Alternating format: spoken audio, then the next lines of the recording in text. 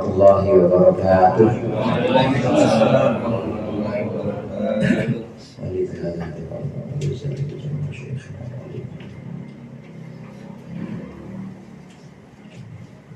Al-Fatihah.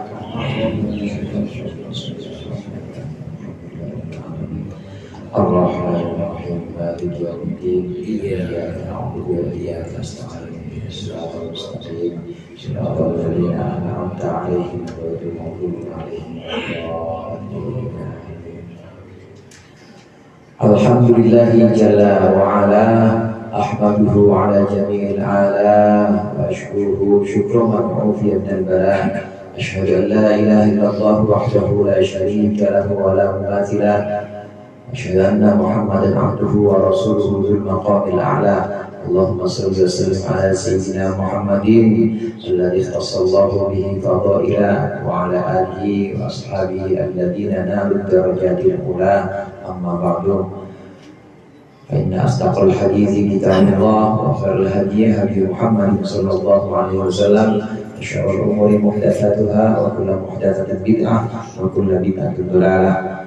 Sidang jamaah Majelis Taklim Al-Hidayah, bil khusus para ustaz, para hujjaj dan tuan rumah Maskur yang mengundang kita pada malam hari ini, segenap ibu-ibu hadirat yang juga berbahagia. Alhamdulillah malam hari ini kita berkumpul mulai melanjutkan pengajian rutin kita, mengaji kitab Hidayah. Mudah-mudahan hadirnya kita di sini mendapat ridha Allah yang sudah kita baca dan yang akan kita baca menjadi sesuatu yang bermanfaat dunia akhirat. Amin ya rabbal alamin. Menjaga sikap untuk seorang alim ini sifatnya harus dan sebuah kemestian. Orang alim, orang yang berilmu ini harus menjaga sikap-sikapnya sehingga sikap itu tidak merendahkan ilmu itu sendiri. Orang alim, jamaknya ulama, biasanya identik dengan agama. Kalau orang alim tidak menjaga sikap, maka yang tercoreng bukan hanya orangnya, agamanya yang tercoreng. Ngaji apaan tuh? Pinter apaan tuh? Udah sembarangan, sendal orang diludahin. Nah misalnya, ini orang alim yang tidak menjaga adab. Pembahasan kita dalam Bidayatul Hidayah yang terakhir, pertemuan setahun yang lalu ya. Ya dipotong maulid kan kemarin ya, potong ada 7 harian rumah istrinya Bang Mail. Itu pembahasan terakhir kemarin kita tentang adabnya orang alim. Antara lain seorang yang berilmu, orang yang alim, ngerti agama, itu harus menjaga sikapnya ketika dalam majlis-majlis atau dalam perkumpulan-perkumpulan. Harus benar-benar menjaga tawaduknya, tidak merasa paling pintar, tidak merasa paling hebat. Duduk kalau emang disediain lesehan sama-sama, ya sama-sama. Tapi kalau ada kursi yang udah disediain, jangan nolak, nggak boleh. Orang udah disiapin kursinya, berkatnya juga lain. Udah disiap-siapin semuanya. Kasihan panitia kalau udah nyiapin tapi nggak didudukin. Cuma kalau nggak ada, nggak boleh juga minta, nggak boleh nuntut. Panitia gimana sih nih? Mas Pur gimana sih kalau disediain? Nggak usah. Sama, harus tawadu. Harus tawadu artinya harus rendah hati. Kecuali kalau perkumpulannya di situ ada orang takabur, ada orang zalim yang sombong. Kebetulan orang zalim yang sombong itu hadir di situ dan mau ngatur-ngatur dia, boleh sombong. Orang alim boleh sombong. Tapi kalau sama-sama murid, sama-sama dengan jamaah nggak boleh. Kalau ada yang sombong maka boleh dibalas dengan kesombongan. Ini buat orang alim. Karena inna takabbura 'alal mutakabbirina shadaqah kama anna tawadhu'a 'alal mutawadhi'ina shadaqah. Sombong atas orang yang sombong itu sedekah, sebagaimana tawadhu rendah hati atas orang yang rendah hati juga sedekah. Jadi ya impas, atau impas sombong orang sombong itu diantara sikap orang alim yang harus dijaga. Yang berikut ini pembahasan kita melanjutkan pembahasan tentang sikap yang harus ada, semestinya ada pada diri orang alim. Ada di situ watarkul hazli. Saya nandain itu. Betul ya, Mas Roy? Berarti nggak bolos kemarin. Ditandain oleh dia. Bismillahirrahmanirrahim. Qala al-mu'allif rahimahullah wa nafa'ana bihi wa bi 'ulumihi fid dharain. Amin. Wa tarkul hardi alaihi, dan tidak marah alaihi atasnya. Isma. Wa tarkul hazli wa da'abati, dan meninggalkan permainan wa da'abati dan guyonan. Warifqu bil muta'allimi, dan juga lembut bil muta'allimi kepada murid atau kepada orang yang belajar. Wa ta'anni bil mutaja'jifi, wa ta'anni bil muta'ajrifi, wa ta'anni bil muta'ajrifi, dan juga pelan-pelan terhadap orang yang congkak. Wa islahul balidi, dan memperbaiki orang yang bodoh bi husnil irsyadi, dengan petunjuk yang baik. Wa tarakul hardi, dan tidak marah alaihi kepada bali. Di antara adab orang alim, hendaklah seorang alim ini menjauhi permainan dan menjauhi senda gurau yang kira-kira bisa mencoreng atau bisa merendahkan dirinya. Permainan yang dimaksud di sini permainan yang tidak ada gunanya. Hendaknya orang alim seperti itu. Jauhkan permainan-permainan yang bisa melalaikan dia dan juga bisa mencoreng nama dia. Iya, orang alim biasa ngajar. Lagi ajar maghrib, dia masih main catur aja. Pantes gak kira-kira Pak? Dia ngajar hidayah malam minggu di pesantren. Tapi waktu maghrib, Allahu Akbar, skak. Pantes gak kira-kira? Permainan itu permainan yang seperti ini yang bisa merendahkannya, maka hendaklah dihindari buat orang alim. Begitu juga bercanda sih boleh, cuma jangan bercanda yang kelewatan, yang bisa merendahkan martabatnya. Bercanda orang alim sih bercanda sama istrinya, candanya toyor-toyoran. Jadi istrinya dijambak, toyor, bercanda, saya bercanda begitu sih. Katanya, saya memang mau bercanda begitu sih di rumah. Pantas gak kira-kira Pak? Nggak pantas, harus dijaga betul-betul sikapnya. Kemudian selain itu harus bersikap lembut kepada orang yang belajar atau murid-muridnya. Lembut, jangan ditabokin murid yang pintar, murid yang bodoh. Perlakuannya jangan sampai ada kekerasan. Sekarang ada apa namanya? Ada yang namanya kurikulum berbasis cinta. Ngapa ini ya? Baik. Kurikulum berbasis cinta. Jadi dasarnya dasar sayang. Tidak boleh marah, dan juga tidak boleh bersifat kasar. Marah boleh asal dengan alasan. Nggak boleh ujuk-ujuk marah. Nggak boleh dia tiba-tiba tanpa alasan muridnya dikasarin, nggak boleh. Apalagi dikasarin, dimarahin aja tanpa alasan nggak boleh. Ngapa dimarahin Pak? Siapa?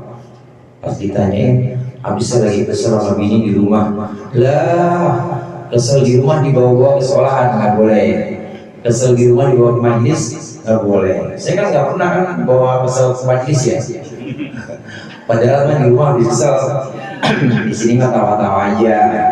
Jadi harus benar-benar lembut kepada para muridnya. Kemudian pelan-pelan terhadap orang yang congkak. Di sini muta'ajrif itu orang yang nggak tahu tapi so tahu. Kadang ada orang yang nanyanya begitu Pak.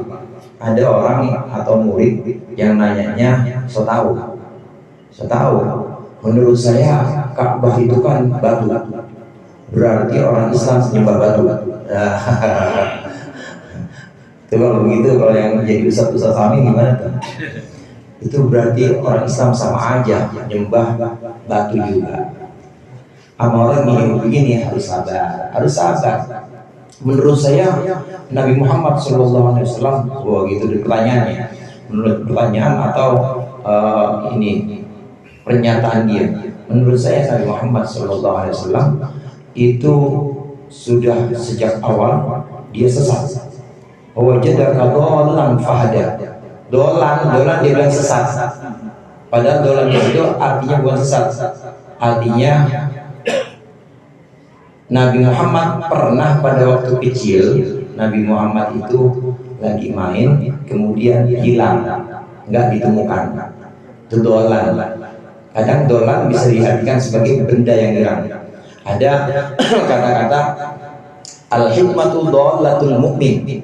Hikmah atau kebijaksanaan itu adalah barangnya orang Islam yang hilang.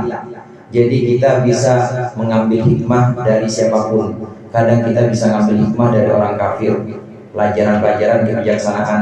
Kita bisa ngambil hikmah bahkan dari anak kecil. Bukan orang Islam, meskipun bukan orang Islam, kita bisa ngambil pelajaran atau hikmah dari orang yang kafir, yang ingkar kepada Allah, bisa kita ambil hikmah itu. Dhalatul mu'min artinya barangnya orang Islam yang hilang. Wa wajadaka dhallan fahada, dan Allah menemukanmu, Allah mendapatimu itu hilang, kemudian Allah berikan petunjuk. Dhallan di sini bukan artinya waladhdallin, sesat itu bukan. Nah, ada orang nanyanya seperti orang ini, orang yang disebut dengan muta'ajrif. Jadi nggak tahu tapi setahu. Itu kan ayatnya Nabi Muhammad sesat juga. Berarti sama dong kayak Abu Jahal juga. Nah, ini namanya setahu. Nah, untuk ngadepin orang yang kayak begini harus sabar orang alim. Ya, walaupun kadang-kadang ya kesel juga. Kesel Pak. Orang nggak tahu. Menurut saya yang namanya mubtada dia nggak tahu nahu. Menurut saya yang namanya mubtada itu kalau adanya di belakang ya boleh juga dibaca nasab. Ya, pengen ini aja jadi pengen tawain, tapi harus sabar.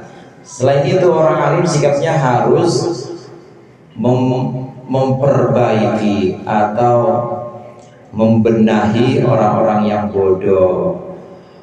Majelis taklim, madrasah, pesantren ini memang ibarat bengkel yang tugasnya ngebetulin orang-orang yang belum benar.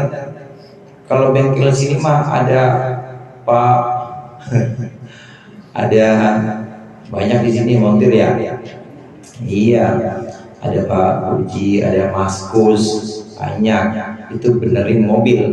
Nah, pesantren, madrasah, majelis taklim ini buat benerin orang. Nah, kalau ada badit itu orang yang sulit sekali menerima ilmu, susah banget balik itu belek diajarinnya, maka harus sabar, dikasih petunjuk atau dikasih arahan supaya benar-benar bisa paham. Sabar, orang alim harus sabar menghadapi murid yang paling belak sekalipun, murid yang paling susah sekalipun pemahamannya, kita harus sabar. Selain itu nggak boleh memarahi atau ya, keras terhadap murid itu. Kemudian watarkul anfati min qawli la adri, itu ya lanjutnya. Watarkul anfati, dan tidak malu, min qawli la adri, dari ucapan saya tidak tahu. Wasarful himmati, dan juga mengerahkan tujuannya, maksudnya ila sa'ili, kepada orang yang bertanya, wa tafahumi su'alihi, dan kepada memahami pertanyaannya, wa qabul hujjati, dan menerima hujjah argumentasi, wal inqiyadil haqqi, dan juga tunduk kepada kebenaran, birujui ilaihi, dengan kembali kepada kebenaran, an-haqwati, dari kekeliruan. Ada orang lain diantaranya juga yang harus dijaga sikapnya. Hendaklah seorang alim tidak malu bilang tidak tahu. Tidak boleh malu bilang tidak tahu. Emang waktunya dia belum tahu jawaban kasus itu atau jawaban pertanyaan itu, bilang aja saya nggak tahu. Nggak tahu. Jangan semuanya pengen jawab pertanyaan, semuanya pengen dijawab, jangan. Justru orang yang semua pertanyaan itu pengen dia jawab, itu tunjukin bahwa dia itu bodoh, bahwa dia itu merasa bahwa dia itu bisa semuanya. Orang alim tidak boleh malu bilang tidak tahu. Hadirin sekalian, Nabi pernah ditanya oleh sebagian sahabatnya. Ada sahabat nanya kepada Rasulullah, ya Muhammad, ayyu baladin asyar indallah. Wahai Muhammad, daerah apa, negeri apa yang paling buruk menurut Allah? Saya nggak tahu. Ntar saya tanya Jibril dulu. Kata Nabi Muhammad, nggak tahu. Nabi Muhammad juga nggak tahu. Saya nggak tahu. Ntar saya tanyakan Jibril dulu. Nabi Muhammad akhirnya tanya Jibril, ya Jibril, ayyu baladin asyar indallah. Jibril, daerah mana yang paling buruk menurut Allah? Kata Jibril, saya nggak tahu. Ntar saya tanya Allah dulu. Maka Jibril aja nggak tahu, Pak. Jadi jangan malu orang alim, ustaz, kiai, jangan malu bilang nggak tahu. Kalau emang dia belum sampai hadinya, bilang dia nggak tahu. Tunjukin yang lebih tahu. Oh maaf, kalau urusan itu yang tahu mah Maskus. Orang urusan AC, masa nanya mau ustaz? Saya bilang saya nggak tahu. Kalau urusan itu tanya Maskus. Jangan semuanya dijawab. Segala urusan busi, urusan apa namanya pelek, nanyanya Mas Muji. Ustaz nggak tahu, bilang saya nggak tahu, gitu aja. Semuanya mau dijawab ya, menunjukkan dia nggak pintar, menunjukkan udahnya tidak malu menjawab atau tidak malu menyatakan saya tidak tahu. Kemudian sikap atau adab orang alim yang berikutnya, hendaklah dia dengan seksama memperhatikan orang yang nanya. Jadi kalau ada orang nanya, Ustaz Helman nanya sama saya misalnya, ya madepnya sana, jangan Ustaz Helman di situ, apalagi Ustaz. Terus masih ada lagi yang bertanya, jadi jangan melengos. Orang kalau tanya dilihatin mukanya, minimal badan kita madep dia, walaupun kita nggak lihat mukanya, sabit kita sambil duduk atau kita sambil, yang penting kita terlihat bahwa kita memperhatikan pertanyaan orang yang sedang nanya atau murid yang sedang nanya. Ini harus dijaga. Jadi jangan melengos, malah berpaling dari orang yang bertanya. Orang alim juga harus menerima hujah, argumentasi, menerima satu pendapat, meskipun itu pendapat dari orang yang lebih muda dibanding dia atau lebih junior, dia senior, ada yang lebih junior, ada yang lebih baru kenal kitab ini misalnya, dia harus mau menerima pendapat dan juga kalau memang pendapat itu pendapat yang benar, dia harus mau kembali kepada kebenaran itu. Nggak malu, tidak malu untuk kembali kepada kebenaran itu. Ini menunjukkan sifat tawadhu.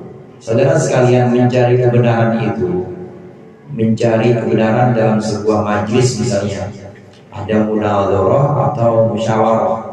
Musyawarah tentang ilmu fikih misalnya, lagi mencari hukumnya. Apa hukumnya jual beli online yang uangnya itu berupa Bitcoin? Pada tahu nggak Bitcoin? Tahu? Yang jawab cuma satu. Bitcoin. Nah, lagi mencari jawaban atas masalah itu, bagaimana hukumnya. Kalau kebenaran argumen atau pendapat datangnya dari orang yang lebih junior, yang lebih muda, maka orang alim harus menerima. Dan seandainya dia salah, pendapatnya si alim salah, yang senior salah, dia harus menerima dan mau kembali kepada pendapat yang benar itu.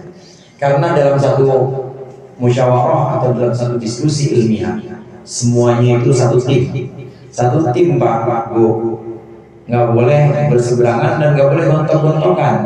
Yang kayak anggota DPR harus kompak Pak, karena satu tim. Tapi tim yang benar ya, jangan tim yang buat merampas uang rakyat, jangan. Ini tim yang benar. Orang yang sedang mencari kebenaran dalam musyawarah, orang-orang alim atau ulama, dia mencari satu jawaban atas sebuah kasus, atas sebuah pertanyaan fikih. Ini sebenarnya satu tim. Kayak orang dalam tim SAR. Tim SAR itu sama nggak tim SAR sama PPSU? Kan suka banjir-banjiran juga ya. Tim SAR itu kan tim apa panjangnya? Tim SAR. Search and rescue. Hah? Search and rescue. Iya.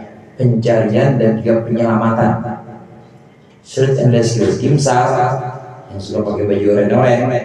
Nah itu biasanya nyari orang yang banjir, ke bawah banjir atau di gunung ada yang jatuh. Tim SAR namanya. Tim SAR ini kan satu tim. Kalau kebenaran itu diibaratkan sebagai objek yang pengen dia cari atau korban yang sedang dia cari. Ada satu tim sedang mencari korbannya korban banjir. Ini satu tim isinya 5 orang. Kalau yang nemuin di antara 5 ini si A, kan nggak mungkin si B. Kenapa lu sih nemuin? Kenapa bukan gua? Nggak mungkin. Kalau yang nemuin orang lain, maka si D juga nggak bakal dongkol. Kenapa lu sih? Kenapa bukan gua yang nyelamatin? Satu tim. Maka orang alim dalam diskusi, dalam musyawarah ini juga harus kompak. Nggak boleh kebenaran ketika kebenaran itu datang dari mulut lawan bicaranya bukan dari dia, nggak boleh ditolak. Karena sejatinya diskusi atau belajar sama-sama empuk itu sejatinya sama-sama mencari kebenaran, kayak orang yang mencari barang yang hilang, mencari orang yang hilang dalam bencana. Jadi dari siapapun itu ditemukan, maka dia harus menerima. Nggak boleh gontok-gontokan atau merasa paling benar, merasa paling pantas, punya pendapat yang paling benar, nggak boleh. Demikian orang lain juga harus menerima pendapat orang lain jika itu memang pendapat yang benar. Selain itu, orang alim juga harus mana tadi itu?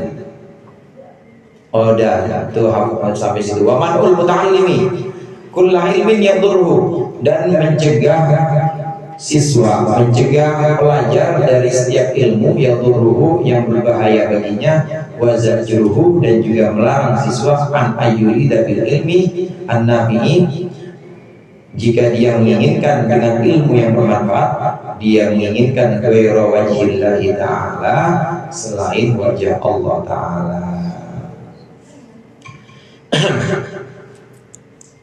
Seorang guru alim atau kiai ini harus mencegah santrinya, muridnya dari ilmu yang berbahaya untuk dia. Memang ada ilmu yang berbahaya, ada ilmu sihir. Ilmu sihir bahaya. Ilmu sihir atau ilmu nujum, ilmu nujum atau ilmu ramal. Karena ini ilmu-ilmu yang bisa menggoyahkan akidahnya. Ilmu sihir, ilmu nujum, ilmu ramalan, ini membuat orang ini dia sok tahu terhadap takdir, kemudian juga kadang-kala melawan takdir juga. Ini bahaya bagi akidahnya murid. Karena bahaya bagi akidahnya murid, maka guru atau alim, orang alim ini harus mencegah muridnya jangan sampai belajar yang begituan. Dulu saya kalau belajar bukan ilmu sihir sih, bukan, saya mah belajar ilmu yang bisa menghambat hafalan, itu diomelin sama Mbak Khalil, diomelin. Jadi belajar ilmu semar mesem, boleh. Haji-hajiku ajaran goyang juga ada. Mas Dedi tahu tuh. Haji-hajiku sejarah goyang-goyang itu kata. Itu nggak boleh, karena itu bisa mengganggu belajarnya, bahaya buat dia. Orang alim harus mencegah muridnya belajar ilmu yang justru madharat atau bahaya buat dia. Dan juga harus memperingatkan muridnya kalau motif belajarnya, maksud belajarnya untuk selain Allah. Di awal kitab Bidayah sendiri, hadirin, di awal kitab Bidayah sendiri, Imam Ghazali udah warning, udah wanti-wanti.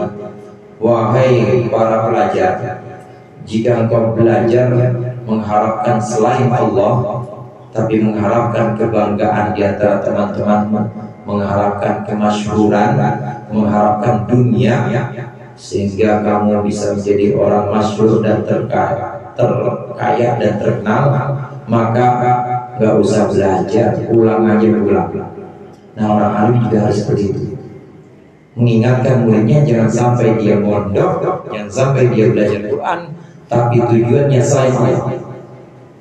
Ada muridnya yang belajar Quran misalnya, tujuannya supaya dapat juara, nanti juara bisa pergi haji dan ada hadiahnya, juga ada hadiah uangnya. Dari uang dia pengen bikin usaha, usahanya kos-kosannya siapa aja boleh masuk, mau yang pasangan haram, pasangan haram kek. Nah itu kan bahaya kayak gitu. Jadi semua ilmunya diarahkan kepada dunia. Ini guru yang alim, yang tahu harus melarang, memperingatkan. Sejak awal diperingatkan, kamu kalau belajar di sini tujuannya harus karena ridho Allah. Belajar supaya bisa sholat, bisa puasa, belajar hidayah supaya bisa hati-hati. Ini tujuannya bukan supaya dipanggil ustaz, tujuannya bukan supaya dibagi berkat, tujuannya bukan supaya dipandang mulia, lebih mulia dibandingkan orang-orang awam, nggak boleh. Tapi tujuannya semata-mata menghilangkan kebodohan dan mengharap ridho Allah. Harus begitu. Kalau ada murid yang menyimpang, dia belajar tapi tujuannya dunia atau tujuannya selain Allah, maka harus diingatkan. Demikian saja, karena penting supaya orang-orang yang belajar atau para santri, murid-murid ini tidak memandang bahwa pesantren, bahwa lembaga pendidikan ini tidak dipandang sebagai sesuatu yang sifatnya komersil. Kalau dari awal udah komersil, dari awalnya dia udah bayar mahal, maka nanti udah jadi lulusan itu pasti dia akan komersil juga. Komersil, saya mahal sih mondoknya. Ya kalau saya mondoknya mahal, entar ngajar amplopnya juga harus sesuai dengan biaya mondok saya. Tuh kata santri yang salah arah, karena dia tidak tahu bahwa sungguhnya menuntut ilmu itu karena ridho Allah, nggak boleh karena dunia. Ini kiai atau orang alim harus mengingatkan muridnya. Berikutnya, orang alim juga wa saddul muta'allimi an ayyushghila nafsahu bi fardhi kifayati, dan mencegah murid dari menyibukkan dirinya bi fardhi kifayati dengan fardu kifayah qabla faraghi min fardhi aini, sebelum selesai dari fardu ain.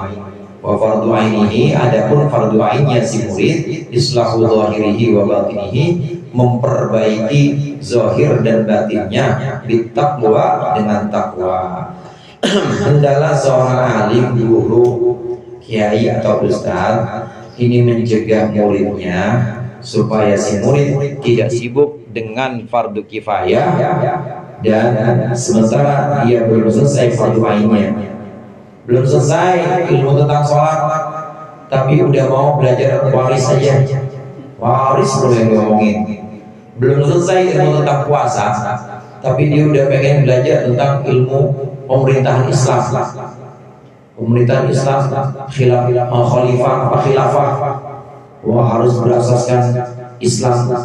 Orang belum selesai ilmu tentang puasa, sholatnya aja belum hatam. Buru-buru sholat, buru-buru puasa, cebok aja masih belum benar, tapi udah ngomong masalah pemerintahan Islam, khilafah, masalah waris. Yang nanti harus dicegah murid yang seperti ini supaya lebih diprioritaskan yang fardu ain dulu. Yang fardu ain ini harus didahulukan. Fardu kifayah yang lainnya, fardu kifayah yang lain belakangan. Nanti kalau udah selesai fardu ainnya, udah hatam dan udah bisa mengamalkan fardu ain, silakan belajar ilmu fardu kifayah. Ada ilmu yang fardu kifayah, Pak, diantaranya ilmu tentang munadharah atau ilmu tentang berdebat, ilmu retorika, berdebat dan juga bisa juga untuk berceramah. Itu hukumnya memang fardu kifayah. Maksudnya harus ada orang Islam yang bisa itu, bukan fardu ain. Nah, sementara fardu ain yang belum selesai, maka si murid harus dibatasi, rapihin dulu fardu ainnya, baru belajar ilmu yang fardu kifayah. ilmu yang fardu kifayah. Mau belajar ilmu lain silakan, yang penting yang fardu ain tapi dulu. Yang paling penting di sini fardu ain buat setiap murid, bahkan buat setiap kita, buat semua orang, termasuk buat gurunya juga. Yang fardu ain itu adalah memperbaiki laku zahir dan laku batin. Laku zahir itu apa? Laku zahir itu yang kelihatan, yang baik, ya akhlak yang kelihatan. Gimana sikapnya terhadap tetangga, gimana sikapnya terhadap guru, dan juga sholatnya, gimana sholatnya, udah anteng belum, gimana juga wudunya, udah benar belum, itu laku zahir. Fardu ain laku zahir. Demikian juga laku atau perilaku batin juga fardu ain. Kalau laku zahir seperti sholat, wudu, itu kan waktunya tertentu. Waktunya ya begitu masuk waktu isya, itu wajib dilaksanakan. Ada yang waktunya setiap saat, laku batin, perilaku batin. Apa itu? Ikhlas, tawadhu, itu. Kemudian yakin di sini yakin kepada Allah. Kemudian diantaranya qanaah, nerimo qanaah itu laku batin, adanya di hati semua. Yang saya sebutkan tadi laku batin atau perilaku hati, qanaah, ikhlas, ridho, sabar, itu semuanya gak kelihatan, adanya di hati. Itu fardu ain juga, Pak. Bu, itu fardu ain juga. Kalau belum selesai jadi orang sabar, belum selesai jadi orang ridho, belum selesai ikhlas, belum selesai tawadhunya, nggak usah belajar ilmu fardu kifayah yang lain. Nggak usah belajar ilmu fardu kifayah yang berikutnya, karena fardu kifayah itu cukup satu orang tahu aja dalam satu kumpulan, yang lainnya nggak wajib, gugur wajib fardu kifayah. Belajar ilmu yang lain misalnya, belajar ilmu tentang ilmu kedokteran, asal udah ada satu dokter cukup. Belajar ilmu debat atau retorika, udah ada satu yang bisa ceramah cukup.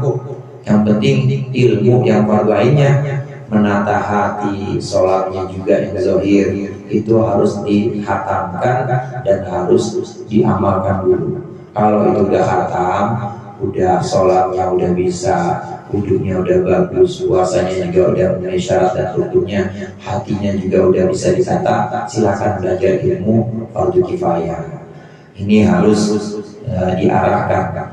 Alim harus mengarahkan muridnya supaya dia tidak sibuk dengan fardu kifayah, sementara fardu ainnya belum kelar, jangan. Kemudian termasuk takwa di sini, dengan takwa ya takwa zahir dan takwa batin. Kemudian wa mu'akhadatu nafsihi awalan bittaqwa, dan mu'akhadah itu menterapi persiapan. Mas, mu'akhadah bisa dikatakan melatih dirinya si alim. Awalan lebih dulu bittaqwa, dengan takwa, yang tadi yang muta'allimu awalan, supaya pelajar mengikuti lebih dulu bi'amalihi, dengan perbuatannya alim. Wa yastafida taniyan, dan juga kedua bisa mengambil faedah min aqwalihi, dari perkataan-perkataannya alim, supaya bisa diikuti oleh murid-muridnya. Maka orang alim harus melatih dirinya untuk takwa atau untuk menjadi sebaik-baiknya zahir maupun batin. Orang alim harus lebih dulu jadi contoh, selalu terdepan, karena contoh ini yang dibutuhkan oleh murid. Seorang kiai atau ustadz misalnya, maka dia harus menjadi contoh, pertama kali harus menjadi contoh bagi murid-muridnya. Dengan demikian si alim, orang alim, ustadz, kiai atau guru, ini harus pertama kali yang mengamalkan takwa, baik takwa zahir maupun takwa batin, supaya orang-orang yang jadi muridnya bisa mencontoh perbuatan-perbuatannya. Saudara sekalian, di sini ada amal, ada aqwal, ada perbuatan, ada ucapan. Gimana supaya murid nurut ucapan dia? Supaya murid nurut ucapan dia, maka murid harus melihat perbuatannya. Perbuatannya orang alim atau guru ini harus dilihat lebih dulu. Nanti kalau murid sudah melihat perbuatannya guru itu orangnya tawadu, guru orangnya ikhlas, guru orangnya tanpa pamrih, guru orangnya qanaah. Kalau murid tidak bisa menggambarkan atau tidak bisa menangkap bahwa gurunya adalah orang yang berakhlak mulia, maka waktu gurunya ngomong, kamu sekalian harus jadi orang tawadu, langsung kena ke dalam hati. Kamu harus qanaah, nerima semua pemberian Allah dengan ridho, tidak usah protes, langsung masuk ke dalam hati. Karena sebelum guru ngomong, udah dicontohin dulu dengan perilaku si guru. Pertama kali menyontohkan dengan perbuatan, habis nyontohin perbuatan baru dengan ucapan. Ini yang namanya lisanul hal, bahasa keadaan atau bahasa sikap. Ini lebih tajam dibanding lisanul maqal. Bahasa perbuatan ini lebih tajam dibanding bahasa lisan. Ibu-ibu, bapak-bapak, saya ajak misalnya. Ibu-ibu, bapak-bapak, saya ajak yasinan setiap malam, semalam 40 kali. Tapi saya sendiri nggak pernah yasinan. Kira-kira pada mau nggak? Pada mau nggak? Nggak mau. Ada guru ngelarang muridnya. Guru ngelarang muridnya naik-naik meja, tapi dia ngelarangnya di atas meja. Dia naik, murid-muridnya tunjuk, kamu jangan sekali-kali naik meja ya. Mau nurut nggak kira-kira murid begitu? Nggak nurut. Orang perbuatannya aja nggak mencerminkan ucapannya. Pertama kali perbuatannya dulu. Guru harus mendahulukan perbuatannya agar sesuai dengan asas takwa atau sesuai dengan dasar agama. Gak usah ngomong, perbuatannya dulu. Nanti setelah itu murid melihat contoh, baru ucapannya. Ini yang namanya teladan atau figur. Kalau sudah ada teladan atau figur yang jadi contoh, gampang dakwah. Yang susah sekarang, yang jarang kan figur dan teladan jarang sekarang. Kalau yang pintar ngomong banyak, kalau yang pintar ceramah banyak, tapi yang jadi teladan sebagai figur teladan atau contoh itu jarang. Ngomong ya sudah ngomong mah, ya anak saya bisa ngomong, dikerokin emas lidahnya. Anak saya lancar banget ngomongnya. Iya, kita sudah bisa ngomong. Di sini Ustaz Sami bisa ngomong, Ustaz Maman bisa ngomong, gampang ngomong mah. Yang susah itu sekarang contoh atau teladan. Maka guru harus pertama kali menjadi contoh dengan perbuatannya si guru, agar murid ikut perbuatannya. Baru setelah itu dengan nasihat ucapannya. Ini adab untuk orang ahli. Mudah-mudahan ada manfaatnya. Wassalamualaikum warahmatullahi wabarakatuh.